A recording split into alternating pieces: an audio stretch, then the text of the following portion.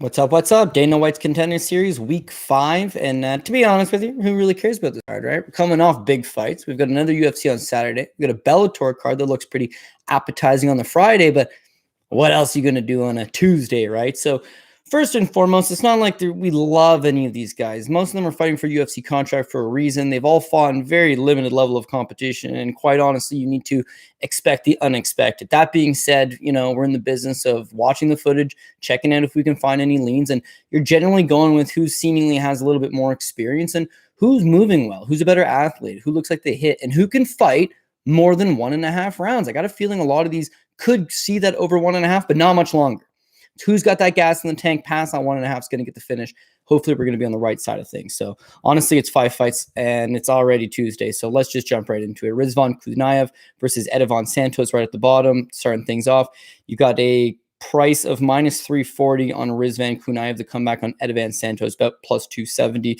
Totally understand it for a number of reasons. So first and foremost, Kuniev is a big boy, man. 6'4", 265 pounds. You saw him tip the scale yesterday, officially at 265.5. So he may have had to cut a few pounds to get down to that weight class. When you look at the flip side on Edivan de Santos, he weighs in yesterday at 230 pounds. So right off the hop, 234. But right off the hop, he's giving up 31 pounds, and that's 31 pounds at the scales. If Rizvan puts on a few more pounds that he had cut back on overnight, he might have a 35 to 40 pound weight advantage in this spot. So that in itself is going to be an advantage for Rizvan. When you look at experience level as well, he's a 28-year-old fighter, and straight up, you watch him in some of these earlier fights, and he looks fat and out of shape. Like, he's not particularly a ripped-up guy. He's not one of these big, menacing 265-pound, 6'4" heavyweights from Russia. It looks like, he's got a lot of flab around his body. But even in those fights, his cardio tends to check out. What he'll do is he'll grind opponents up against the cage, and eventually, they're just tired of that grind, separates that space. He's still got a little bounce in his step. They're tired, and either he'll just go right back to grinding them, or eventually complete that first takedown. Once he gets on top, good ground and pound. At distance, he's a tad bit hittable, he's a tad bit predictable, and he typically does come on a straight line. But, he's a big boy, and he'll kind of overwhelm you. His cardio is one of the guys I'm mentioning who can fight for over 1.5. And when I look at Rizvan, I think this guy should be able to get 2-3 rounds in there.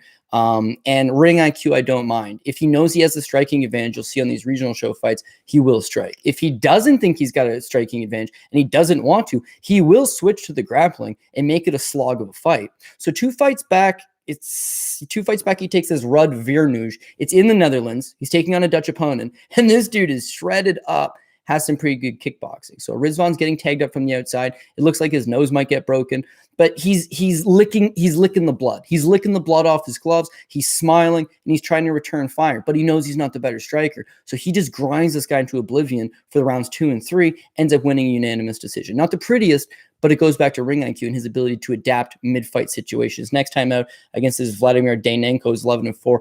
EFC is actually a promotion that's owned by Khabib Nurmagomedov, and this is for the heavyweight title. So they both saw something decent in both guys. And again, it's a 3rd round TKO. The buzzer rings, and this guy's just cooked. Knees from the clinch are working well, overwhelming him, putting pressure on him. It's a good overall performance. So what I see from him, it looks like he's a work in progress, but he's only 28 years old. He's getting better. And when I remember the regional show stuff, he's kind of tubby. His last couple of fights, he's looking in a lot better shape. Either that's maturity, either that's him taking it seriously, or who knows, he's just becoming a better athlete, but all good to see. So flip side to Edivan Santos, what kind of read could you possibly get on this guy? His last opponent was 0-10, right? The guy before that was 1-13. The guy before that was 1-12. The guy before that was making his debut. He actually took on a guy with a 4-2 record. Oh, that's a no contest. But before that, he took on a guy that was 0-8. He also shows a 15-36. Like, what the fuck is going on here, man? This guy's not fighting anybody. He's fighting like abysmal nobody. So right away, when you know you're going to put the footage on, so what if he looks like $1 million, right? He's fighting a homeless guy that they just pulled out, and we're just like, hey, do you want to take this fight? And you know what? It's actually a slap in the face to the fight fans. It's a slap in the face to people that purchase a ticket to be coming to this event and know you have one guy that's 11-2 taking on a guy that's 0-10. When he was 10-2, he's taking on a guy that was 1-13. When he was 9-2, he's taking on a guy that's 1-12. Like, who's paying for this shit? But all the same, he builds up his record, and now he's at a point where he shows a ton of first-round finishes. He appears to be exciting, and he's getting a shot at Contender Series. It's not out of the realm of possibility that he goes out there and catches him, but again, looking at the tape, he doesn't even look like $1 million. So you watch this last fight with Davey Lucas. The guy's 0-10, right? And right off the hop, Davey Lucas takes him down. takes him down. Oh, he doesn't take him down. He presses him up against the cage, and he has a lot of good success in the clinch. You can see that Santos is trying to turn him. They're trying to get away. Finally, he separates him and he kicks him right in the balls, right? On the reset, he bum rushes him and puts him away. This is a 1-in-10 opponent. And the dude looked relatively strong in the clinch against him. You know, now he's taking on a big boy in Rizvan, who's 50 pounds bigger than that guy, right? 10 times, 30 times more experienced, 100 times more skilled. Not going to be good. So Rizvan could strike with him, but I'd actually like to see him just spam clinch him up against the cage, drain him for a round and a half, and then eventually hit that outside trip, get on top, pound him with some ground and pound. Don't think the fight goes the distance, but I do believe at plus 110, it may hit that over 1.5. Lukasz Almeida versus Daniel Zellhuber. The golden boy, Daniel Zellhuber, is a -220 favorite. In some places, it looks like he's a -240, and the comeback on Almeida, again, between plus 185 and plus 200. So I am going to go with Daniel Zellhuber, but he's one of your buyer beware guys this week because he's only 22 years old. So again, this happens all the time. We bet on these guys. It looks like they're flashy. It looks like they got some skill. They fought in on a limited regional scene. They're still so young. Dana likes it. The fans like it. They jump in. You get too big of a price tag just on this assumption that, hey, man, the kid's undefeated. He's built pretty good. He's long. He's 6'1" at 155 pounds, which, you know, really good length for him. He's got all these, you know, these different attributes, but you haven't really seen him in a gut spot situation. You haven't really seen him in a tough situation. How does he come from adversity? How does he come late in the third round when pressure is being applied to him? How does he overcome getting hit clean or in a submission attempt? Those are the unknowns. And at -220, I'm just not overly jumping on board. So, you know what? We've seen a long list of these 22, 21, 20-year-old kids, and you just expect so much more out of them. And what you have to realize is someday they could be great, but right now, still a little bit young, right? Lukasz Almeida, meanwhile, he's 12 and up. He's undefeated as well. The difference is when you look at the tape, this Lukasz Almeida guy is just a hustler, man. Like he's sloppy, right? His takedown defense is awful. Awful takedown defense, sloppy striking, but he's a pressure guy. And he stays on you. And he generally loses the first round in almost all of his fights, at least that I watched.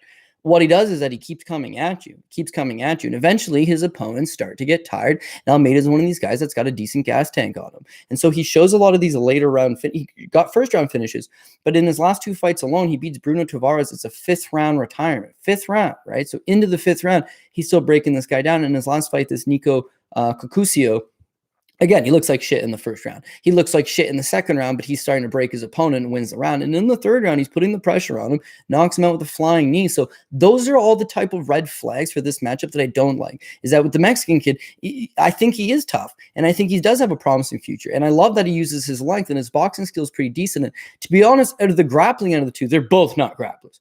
However, Zellhuber is the better grappler, right? So he's got those advantages. The worry is because he's so young, he's 22 years old, when he has this 30-year-old man take his best shots and come forward on him and push the pressure and push him up against the cage and land some decent shots. And in the third round, he's still throwing flying knee type stuff. Greasy, right? 220 favorite, greasy. Don't love it. So I will take him, but I'm going to have to put him at the bottom of the parlays. Aaron Jeffery versus Caio Borralho. Aaron Jeffery representing your top team out of Canada. Same camp as Jasmine Jusevicidius from, I believe it was last Contender Series, 2 weeks ago maybe. I think everybody wants me to pick Aaron Jeffery. He looks like the better guy. It's like a bad gut feeling on this one. It's like Aaron Jeffery could be the one that shits my pie type situation. So I think I'm going to go with the underdog slot here. And this is no discredit to Aaron Jeffery. The guy is extremely entertaining. His only pro losses are to Sean Brady, who's a stud in the UFC now, and Brandon Allen, who is a stud in the UFC now.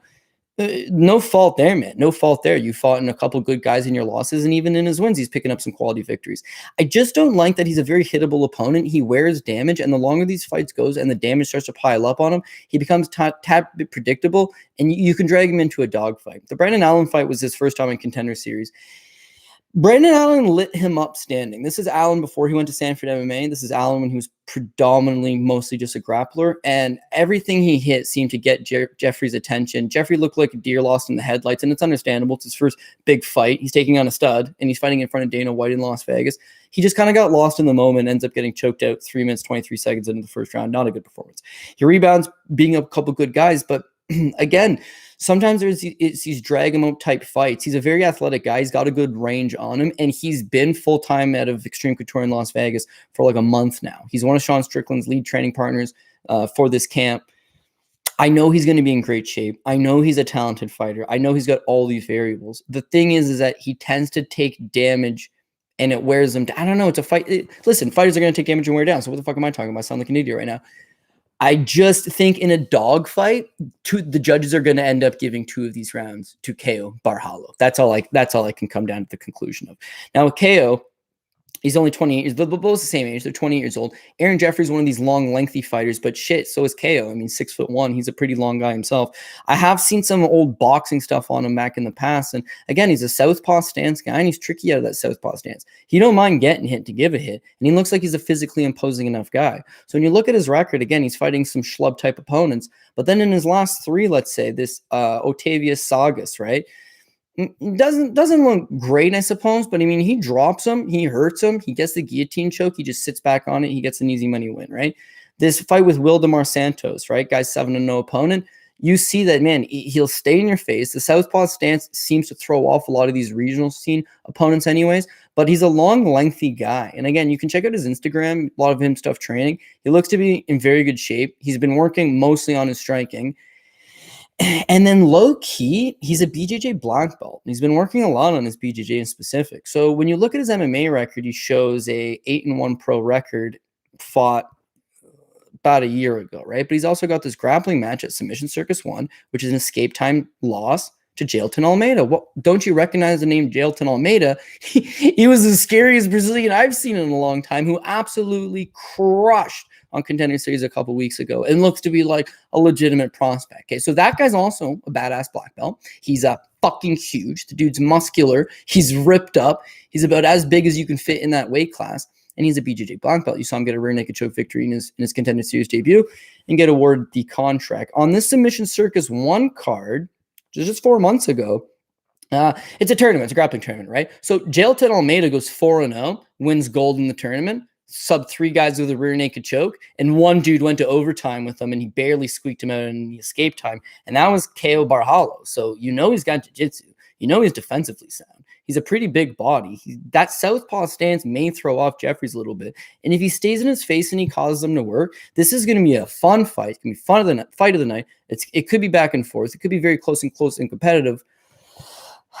Just kind of leaning towards the underdog. Now, keep in mind, Canadians are 2-0 so far in Contender Series. So is Aaron Jeffery going to go out there and make it 3-0? Entirely possible. And this is a good spot. He could win. He is the favorite. I would agree that he should be the favorite because he's done the better work on paper. But once that cage door closes, I think Caio is going to be another one of these Brazilians and along lines of Brazilians who just tend to show up when the cage door closes. Manuel Gaxhja versus Chris Duncan. Gaxhja is going to have the advantage. He came in at 160 pounds. Chris Duncan, he's a professional. He actually made weight at 155. And I always say, if you're going to miss weight by 1.5 pounds, half a pound, not good, right? Because you didn't want to lose 20% of your purse. And even if Manuel now goes out there and has a good performance and wins, not likely to get the contract because you missed weight by 5 pounds, dog. You're way too small to be at welterweight. And it wasn't like you just missed weight. You really missed weight. So he's kind of pushed himself into a corner. But again, like I said, you don't want to give up the 20%.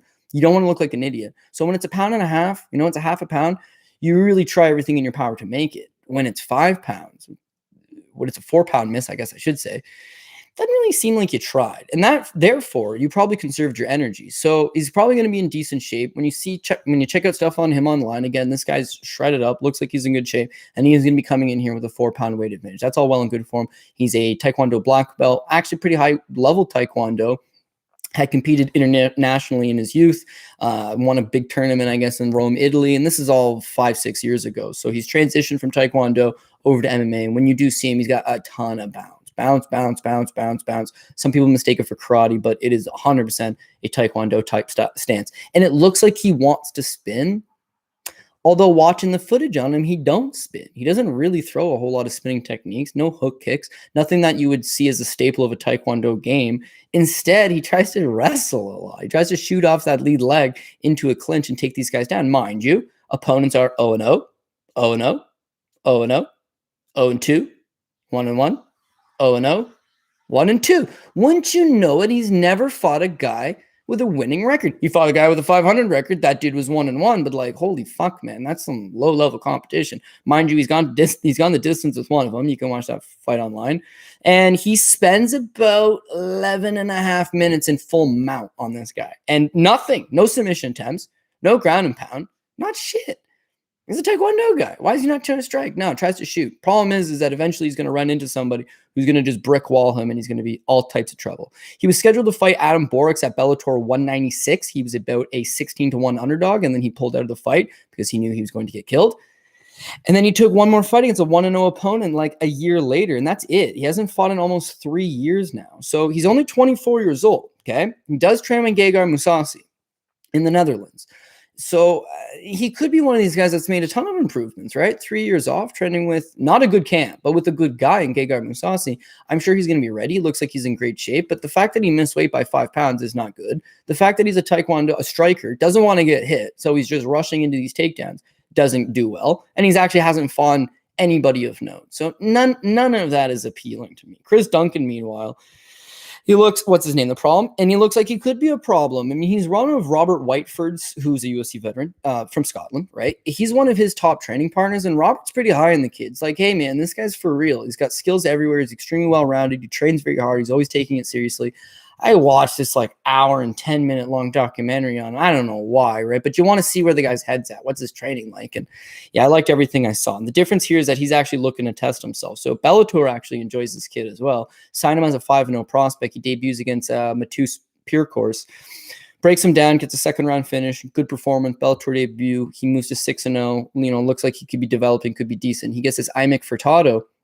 It's a striking battle right across, and this kid's hungry. Like, he'll stand in the pocket and trade, and I don't mean just trade 1 for 1. Like, he's trading 3 on your 1. Furtado does slightly bust him on, like a slight cut under the eye, but it's one of those, he's just in your face putting pressure on you, happen to catch him with one shot, and he just volume. It's into the second round. Again, he overwhelms him. He puts him away. It's like a 6-punch combination. I like what I see out of him, right? He's fired up. He's energetic. I think he's got solid cardio. Again, I'm going to say that his durability is pretty good. We have seen him get chin checked a couple times, and he just walks right through that fire. I don't know a ton about his takedown defense. That would be the one concern, only because we know that Manuel actually likes to shoot quite a lot. So if he was to go out there, get a takedown on Chris Duncan and hold him down, then that would be his path to victory, especially because he's got a 4-pound weight advantage. The wrestling should be a little bit easier. Holding your guy down should be a little bit easier, but he hasn't fought anybody like Duncan. Duncan's fought many of guys like this, and I think that Duncan's leg kicks will eventually immobilize that Taekwondo stance. The kid will get desperate. He'll shoot some takedowns. Duncan's going to stuff him. He's going to barrage him up against the cage. I would think puts him away. Over 1.5, under 1.5, couldn't tell you. I feel like Duncan's going to finish this one inside the distance. And of course, because we're in the business of doing parlays, he'll have to be on those parlays. I feel like Rizvan Kuniev is your top play, and I would want to put him with Duncan, but there is a slight possibility I end up shooting the trigger on Duncan's second level and putting this Lukasz Sudolski on the first level instead. The only worry here, and this is our main event, that's what we're going to flip over. So we've got Lukasz Sudolski is he's a minus 250 favorite. I think money's rolling in with him right now. He's 220 earlier. Igor Poterya, and he writes his name 2 different ways online. So if you do want to check out the footage on him as well, sometimes he spells his name I-H-O, like Eho, not a Igor. And the last name, again, the spelling's off. I don't know if that's the promoter. I don't know if that's like a translation or something, but you can find some additional tape on him if you spell the name different. Again, I'm gonna agree with the money coming in on Sudolski, man. This guy looks legit. First and foremost, he's 205 pounds, big 6'4", and they got him listed as a 77.6-inch reach. So yeah, he's gonna be a guy that's got good frame for the weight class. You can watch him in like some Polish boxing matches like 5 years ago, and whereas he's not an elite boxer in the slightest stretch of the imagination, he's got power, man. Like, he'll take a few shots and then eventually get a few in, and these guys do not like it. They start to turtle. He hits them, they go down. And then that's the story of his MMA career as well, right? 55-second knockout into the second, first round knockout, 18-second knockout, first round knockout, 225. First round triangle choke, minute 9, and his last fight was a 13-second knockout. So he's got a tremendous amount of power, but not just a one-trick pony type guy. You can watch him in these grappling matches, right? I think he's a BJJ black belt, although I haven't been able to confirm it. The level that he was competing at 5-6 years ago is already fairly good. A good submission game. He's excellent shape. He's long. He's rangy. And the fact is he can grapple. He can strike. He's got a tremendous amount of power. I would like to think he can go for a couple rounds. He's been to decision one time. I haven't been able to locate that fight. I don't know if he was totally gassed out, but even then, it's 2 years ago. He's still only 28 years old. I do feel like he's making improvements, getting better, and I already don't mind what I saw. This Igor Poterya, meanwhile, he's got a totally ballooned up record, 19-2. And yeah, not impressed. So 2 fights ago, he fights this Georgi Lobzadnidzev, right? And the dude takes him down almost at will, right? Takes him down first round. This guy's got no takedown defense. Not only does he have no takedown defense, he's got no game off his back.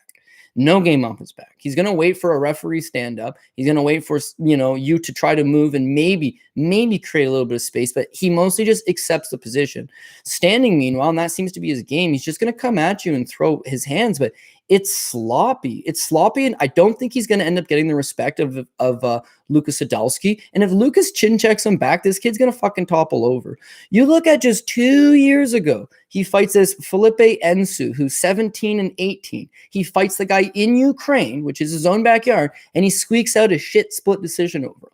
A 17-18 opponent. So his handlers are like, holy shit, crisis averted. Good thing we tipped off the refs there. He almost just lost to a 17-18 opponent. So the next opponent is 0-0, and he wins. Then he gets an 0-0, and he wins. Then he gets an 0-3, and he wins. And he gets an 0-2, and he wins. And then Georgie, man. Georgie was looking good the first round. Problem is, Georgie's not very good himself. Completely gassed out after that first round. And then I don't know, man. Honestly, I'm not convinced in this kid's skill set whatsoever. Sudolski, meanwhile, looks like he could actually fight in the UFC right now and probably beat some of those lower level guys, whereas Igor just looks like one of these guys with a totally fraudulent looking record. So it would set up us for a hedge out opportunity if you wanted, but I would go Rizvan Kuniev on the top ticket with Lukasz Sudolski. My second line ticket would be Chris Duncan. Because there's only 5 fights, you don't have to put 2 on every bracket. So what you could do is just go Rizvan. Let me just make it for you right now and see what it pays. And I gotta bet this myself because I don't want to lose these lines. Okay, so let's say we put Rizvan on the top line with Sudolski. So then by the main event, we'll know where we're sitting. And if you wanted to hedge out, you could. If not, let that bitch ride. But you're gonna get a -118 to put them both together. We always like to get even money, as close to even money, and this is close enough. -118, I'm cool with that. That second line, we're going to put Duncan on, and that's going to give us a +132. So in a best case scenario, they all win. But hopefully those top 2 tickets hits. It's the 3 biggest favorites on the card. It's the 3 guys we would agree with are the best guys on said card. You should hit your -119. You should hit your +132. That's profitable on the night. However, let's stretch that profit and make it a good time. I would personally go with, Daniel Zellhuber, right? Do I like it? 22? No. Do I like the price? No. But it's part of a parlay now, and I'm really more focused on those top 2 lines. So adding him would give me a +237. Adding, that's 4, actually. Yeah, and then the PRP ticket is the lone underdog. I'm going to go with this Caio Borralho. And then I'll give you a +628. So then our best case scenario is we're going to hit 4 lines of tickets. Our -119, that's the one we're most confident. That's the one we need to at least break even. Our +132, that's going to be a little extra pocket change. And then if Zellhuber just doesn't shit the bed, which we see these kids do all the time, but if he can just hang and make this happen, I would actually even consider dropping that out for the over 1.5 in that spot. And then Caio's your one underdog. So anyways, I'll leave it up to you. If you want to bet props, if you want to bet these things straight up, if you want to parlay a few together, these are just my notes. These are just whatever I saw. If you agree, if you disagree, leave it in the comment section. Hit me up on Twitter. And that's about the Contender Series recap for now. So good luck to everybody tonight. And of course, we'll see you guys back tomorrow for Dogger Pass. And then I'm going to have to shoot a Bellator preview as well. Let's make it another profitable weekend, which I always say sometimes comes true. And hopefully this is one of those. So till the next time, my friends, cheers.